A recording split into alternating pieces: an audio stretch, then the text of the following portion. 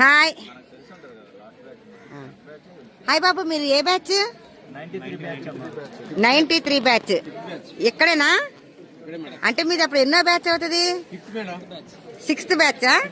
5th బ్యాచా? Very good. అయితే మీరంతా ఇక్కడే చదివారు. మరి ఇప్పుడు చాలా సంవత్సరాల తర్వాత ఇప్పుడు కలిసారు కదా బాబు, ఏమనిపిస్తుంది మీకు?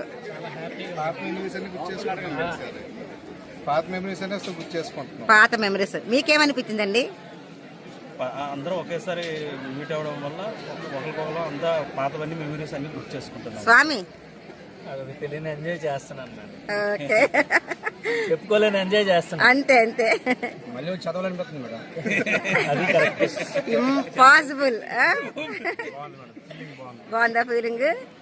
25 ఏళ్ల తర్వాత మళ్ళీ స్టూడెంట్స్ లాగా ఒక్కసారి అంటే మీకు ఇంట్లో బాధ్యతలు అన్ని ఉన్నాయి, ఒక్కసారి ఇక్కడికి వచ్చేసరికి అక్కడ బరువైన బాధ్యతలు పక్కన పెట్టి ఒక బరువుగా ఉన్న బ్యాగ్ కింద పెడితే ఎంత హ్యాపీగా ఉంటుందో అనిపిస్తుంది కదా.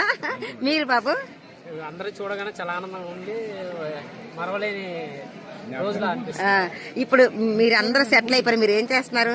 సివిల్ కాంట్రాక్ట్ వర్క్ చేస్తాను. ఎక్కడ? పార్వతీపురం. మీరండి? నేను పంచాయతీరాజ్ డిపార్ట్మెంట్, గవర్నమెంట్ ఎంప్లాయీ. అది తేలిగ్గా చెప్తారేంటి? అమ్మో, ఇలా కూడా చెప్తారా?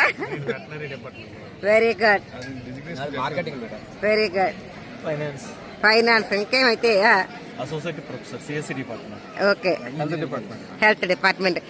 మొత్తానికి నేను ఇక్కడ చూస్తున్నాను, నవోదయలో చదివిన ప్రతి విద్యార్థి కూడా ఏదో రకంగా మంచిగానే సెటిల్ అయ్యారు.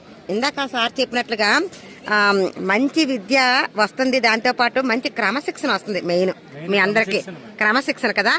ఎప్పుడైతే క్రమశిక్షణ ఉందో, ఎప్పటి నుంచి 6th నుంచి మాకు అలవాటైన క్రమశిక్షణ మా జీవితంలో కూడా పోదు.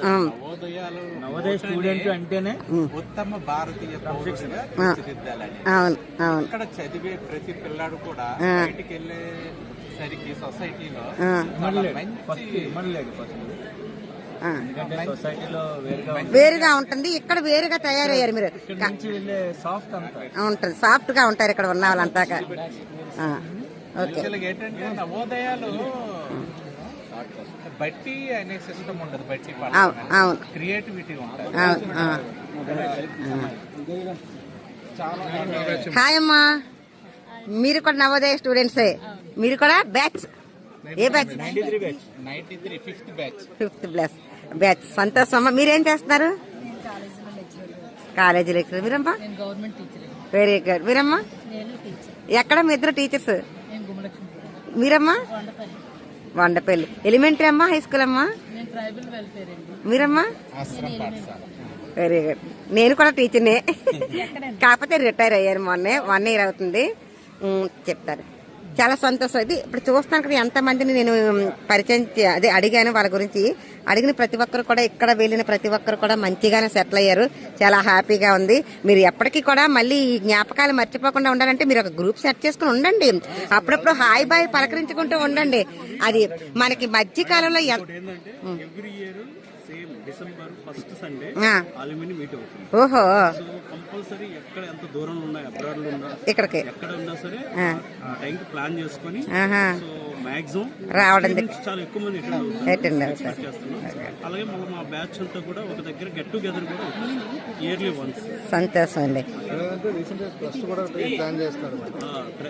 అసోసియేషన్ ఒకటి క్రియేట్ చేశారు. ఓహో, మా నేను చదివి బయటికి వెళ్ళి ఏదో ఒక ఉద్యోగం సెటిల్ అవడమే కాకుండా ఇప్పుడు ఉన్నారంటే నాకు నా ఓన్ 2 పిల్లలు కూడాను నవోదయలో. వెరీ గుడ్ అండి. మీరు చదవడమే కాకుండా మీ పిల్లలు ఇద్దరినయా? నవోదయలో చదివి బయటికి వెళ్ళిపోయి బీటెక్ చేసేసి బెంగళూరులో జాబ్ చేస్తాం. సూపర్ అండి మీరు నిజంగా. తమ్ముడు నవోదయని వాడు కూడా నవోదయ పంపించి వాడు వచ్చేసి ఓఎన్జీసీలో scientist, president Madras. Navodaya family. ఇప్పుడు మా పాప అంటే మా తమ్ముడు వాళ్ళ పాపడి +1 ఇక్కడ నవోదయలో. ఇంకా నాకు లాస్ట్ పాప కూడా 6th క్లాస్ నవోదయ.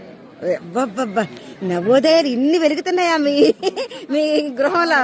లక్షలు పెట్టి బయట చదివించగలం కానీ క్రమశిక్షణ అవును, అది రాదు.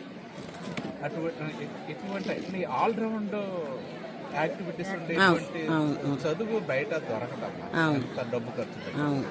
ఒకవేళ చదువు దొరికితే దొరకవచ్చు, కానీ ఇప్పుడు మీరు చెప్పిన ఇన్ని యాక్టివిటీస్ అనేవి ఖచ్చితంగా దొరకవు. ఎందుకంటే ఇక్కడే ఉండిపోతారు కాబట్టి. ఇప్పుడు మనం స్కూల్ టీచర్స్ అంతేనే మా పిల్లల్ని ఇంత ఉండదు కదా. పంపించాలి. అవునండి. ఈ ఉద్దేశంతోనే అవును. బయట వద్దు, నవోదయాలను మాత్రం నా పిల్లలు చాలా సేఫ్టీగా ఉంటారనేసి. చాలా హ్యాపీ అండి, చాలా సంతోషం. మీ అందరినీ కలిసినందుకు హ్యాపీగా ఉంది. ఓకేనమ్మా, ఓకే. వీళ్ళందరినీ చూస్తున్నారు కదా, వీళ్ళంతా ఆ టీచర్ ట్రైనింగ్ క్లాస్కి వచ్చిన టీచర్స్ అనుకుంటున్నారేమో.